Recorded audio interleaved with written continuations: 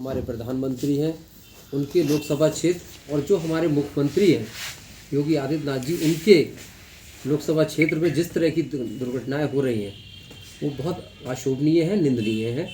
और इस तरीके से बिल्कुल जाहिर है कि कहीं भी कानून नाम की कोई चीज़ नहीं है। उसको लेकर के इस प्रेस वार्ता का एक आयोजन किया गया है।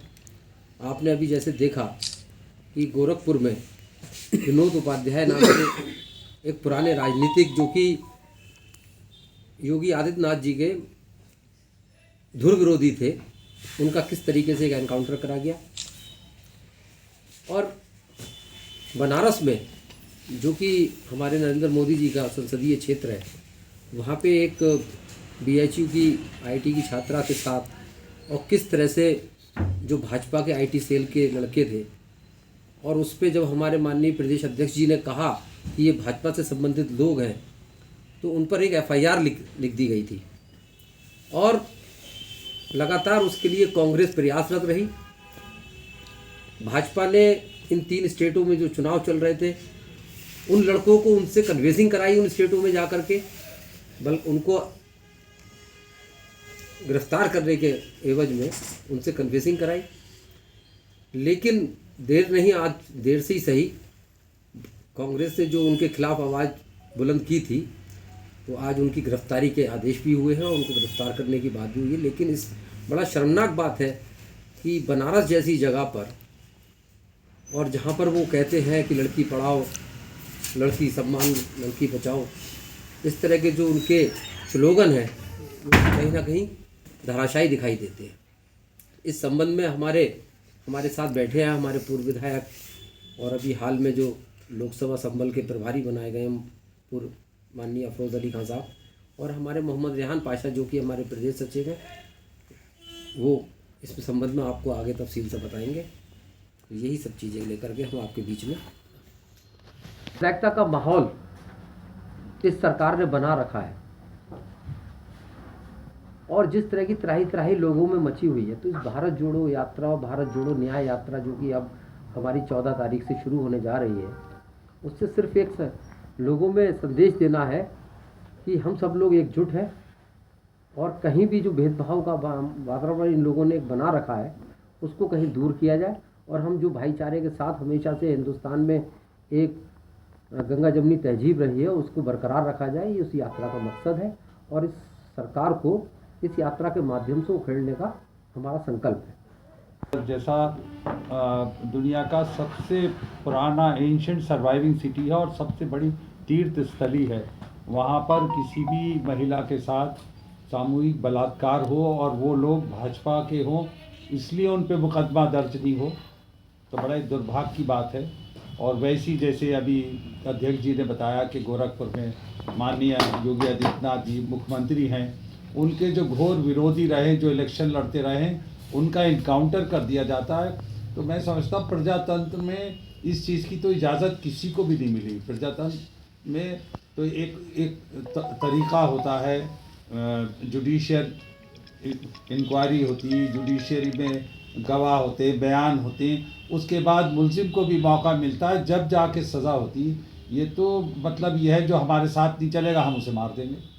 तो इस वक्त पूरे हिंदुस्तान में बहुत भय का माहौल है, और आज हमारा जो प्रजातंत्र है वो बहुत ख़तरे में है, जिसके लिए राहुल जी, प्रियंका जी ने एक लंबी लड़ाई लड़ रहे हैं, जबकि उनके घर में तो इतनी बड़ी कुर्बानी दी है उनकी दादी ने, उनके वालिद ने। और कभी उन्होंने अपने प्रचार में या कुछ अपने माँ या बाप या दादी का कोई जिक्र नहीं किया है। वो ये कहते हैं कि भारत कैसे बचेगा। ये दूसरी आज़ादी की एक तरह से लड़ाई है, जिसे अंग्रेज़ों से कांग्रेस ने ही लड़ाई लड़ी थी, कुर्बानी दी थी। आज भी कांग्रेस पार्टी सबसे बड़ी और पुरानी पार्टी है, वो आज भी फिर इस संकल्प के साथ चली कि किसी तरीके से हमारा भारत देश, हमारा संविधान मजबूत रहे। और जो लोग आज सत्ता का दुरुपयोग कर रहे हैं, वोट भी लोगों को नहीं डालने दे रहे, कि जो भावना उन्होंने डर व्याप्त किया है, उसी संबंध में ये यात्राएं हैं, जिससे लोगों में भय ख़त्म हो और अपनी शक्ति को पहचानें, और अपने वोट के ज़रिए ऐसी सरकारें, कोई भी आए ऐसी सरकारें, उनको ख़त्म कर दिया जाए। और हमारी पार्टी का तो पहले से ही नारा है, हमने कभी भी किसी किस्म की सांप्रदायिकता को कभी हवा नहीं दी, चाहे वो किसी भी संप्रदाय की हो, चाहे मुस्लिम हो या हिंदू हो या किसी भी हो, सांप्रदायिकताएं दोनों बुरी हैं। अच्छा, आपको लोकसभा संबल की जिम्मेदारी दी गई, तो किस तरह से आपकी रणनीति रहेगी और क्या आपकी हो रहेगी? जी, मुझे कल ही इसमें बनाया गया मुझे कोऑर्डिनेटर संबल का, और ये हमारी 12 तारीख को AICC हेडक्वार्टर 24 अकबर रोड पे हमारे राष्ट्रीय अध्यक्ष ने हमें बुलाया है, उसमें हमारी कार्यशाला होगी। वो हमें गाइडलाइंस देंगे और दिशा निर्देश देंगे, उसी के अनुरूप हमें कार्य करना है। जाके रामपुर से जितने भी वरिष्ठ सीनियर लीडर्स हैं उन्हें इसी तरीके से, बहुत से जैसे मुरादाबाद के मंत्री रहे, MLA रहे, इकराम कुरैशी साहब वो रामपुर के हैं, तो ऐसे इसके हैं बिजनौर के हैं, तो यूपी में कहीं भी हमें पार्टी कह सकती है तो वहाँ जा सकते हैं। हमारी पार्टी कमज़ोर नहीं है, हमारी पार्टी मजबूत है। राहुल जी की हिम्मत देखने के बाद लोगों में एक आशा की किरण आई। लोग तो आम जन इतना भयभीत था कि वो मुंह से कुछ बोलना भी नहीं पसंद कर रहा था, क्योंकि हर जगह उसे परेशानी थी। कहीं बुलडोज़र सामने आ रहा है, कहीं पाँव में ही गोली मार दी जा रही है, न्याय खुद ही करा दिया जा रहा है। तो आज एक आशा की किरण है, एक उम्मीद है, और एक वो मैं समझता हूँ तपस्वी इंसान है जो भारत को दोबारा आज़ाद करने की मुहिम में चल रहे हैं, और हम उनका सब साथ देंगे। कहीं ऐसा तो नहीं जैसे रामपुर में कांग्रेस बहुत ही ज़्यादा मुस्तैद है, बहुत ज़्यादा काम कर रही है यहाँ पे, इसी वजह से वहाँ पे कमज़ोर थी संबल, इसी वजह से आपको यहाँ की जिम्मेदारी हटा के वहाँ भेज दिया? कोऑर्डिनेटर्स नियुक्त होते हैं, प्रक्रिया होती है चुनाव के समय में। MP का कोऑर्डिनेटर नियुक्त किया है, कहीं भी कर सकते हैं, कहीं भी इस्तेमाल कर सकते हैं। हाँ, भारत में होना चाहिए वो। तो आप कहीं पे भी इस्तेमाल हो जाते हैं? वो तो पार्टी का आदेश होगा। राष्ट्रीय पार्टी सबसे बड़ी पार्टी और सबको जोड़ने का काम कर रही है। जितनी भी पार्टियां हैं, क्षेत्रीय पार्टी, सबसे दब के लचक के समझदारी से काम कर रही है कि आने वाला वक्त नहीं तो किसी का भी नहीं होगा, चुनाव ही नहीं होंगे। रेहान पाशा जी हमारे बीच मौजूद हैं, मैं गुजारिश करूंगा कि रेहान भाई से कि वो प्रेस वार्ता को संबोधित करें। सभी पत्रकार बंधुओं को मेरा नमस्कार। जैसा कि शहर अध्यक्ष जिला अध्यक्ष ने बता दिया होगा कि आज हमें प्रेस कॉन्फ्रेंस करनी है, और 2 मुद्दों को लेकर आज हमें प्रेस कॉन्फ्रेंस करनी है। बीजेपी जो अपने आप को बहुत संस्कारी पार्टी बताती है, उस संस्कारी पार्टी का असली चेहरा लाने के लिए, सामने लाने के लिए लोगों को ये PC करनी बहुत ज़रूरी है। इसलिए आप सम्मानित पत्रकार बंधुओं को यहाँ पर आमंत्रित किया गया है। पहला मुद्दा हमारा ये है कि BHU जो कॉलेज है, एक इंस्टीट्यूट है जो कि हिंदुस्तान की टॉप 10 यूनिवर्सिटीज़ में आती है, वहाँ एक इंजीनियरिंग की छात्रा के साथ 1 नवंबर को 3 BJP के IT सेल के कार्यकर्ताओं ने गन पॉइंट पर बलात्कार किया।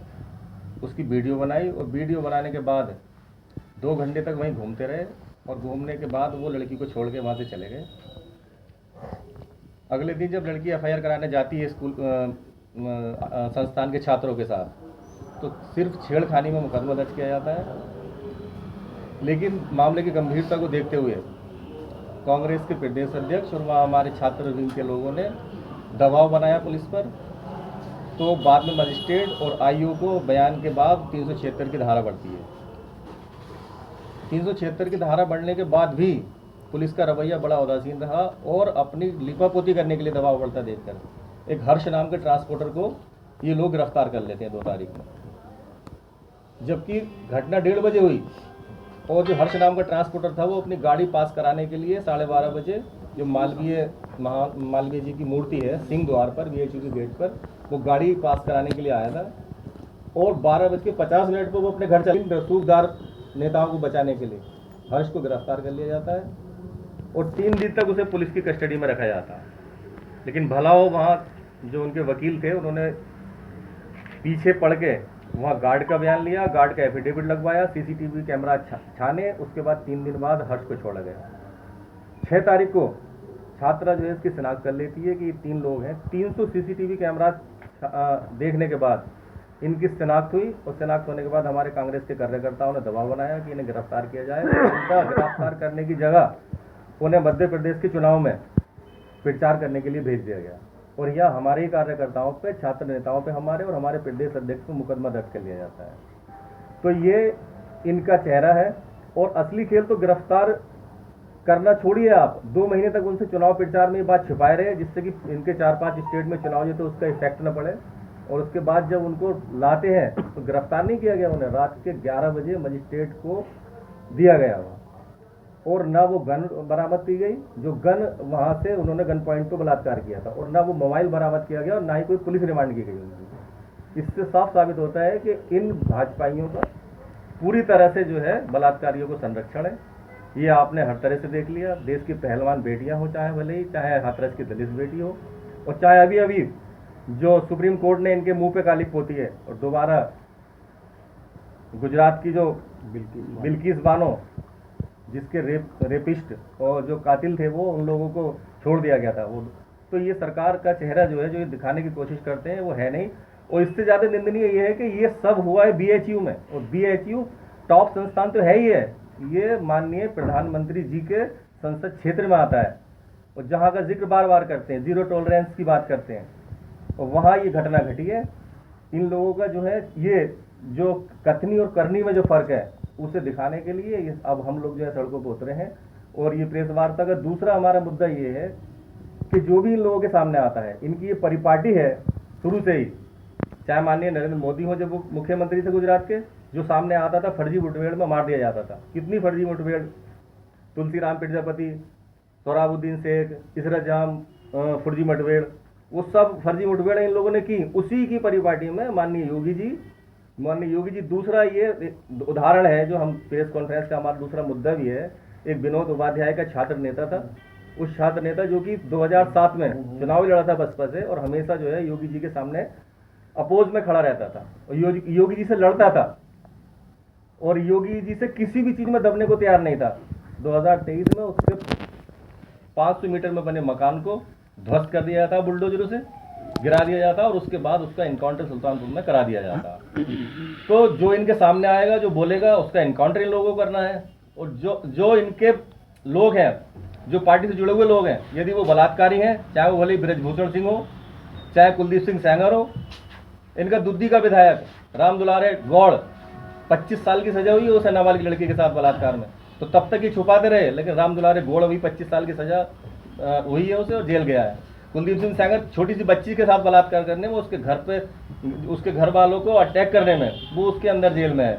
ब्रजभूषण सिंह खुलेआम कैसी कैसी बातें मीडिया के सामने करता था, उसका कुछ नहीं हुआ। बेटियां वहाँ अपना सम्मान वापस करके प्रदर्शन कर करके थक गई। ये साफ है कि बीजेपी के लोग जो हैं सिर्फ कहने के लिए संस्कारी हैं, असल में इनके साथी ये सब बलात्कारी लोग हैं। इन्हें किसी महिला, किसी बहन से और किसी माँ से कोई मतलब नहीं है। ये महिला विरोधी हैं, ये दलित विरोधी हैं, और जो इनके सामने खड़ा होता है ये इनकाउंटर करते हैं। ये सब मुद्दे हैं हमारे, इस चीज़ को लेके ये प्रेस कॉन्फ्रेंस की गई है। और क्या करने जा रहे हैं आप लोग इसको लेके? अब हमारा ये काफी फेमस है, सारी बातें प्रकरण है, सब कुछ खुलेगा, लेकिन कांग्रेस अब क्या कर रही है? देखिए, आज हमने प्रेस वार्ता के माध्यम से एक शुरुआत कर दी है।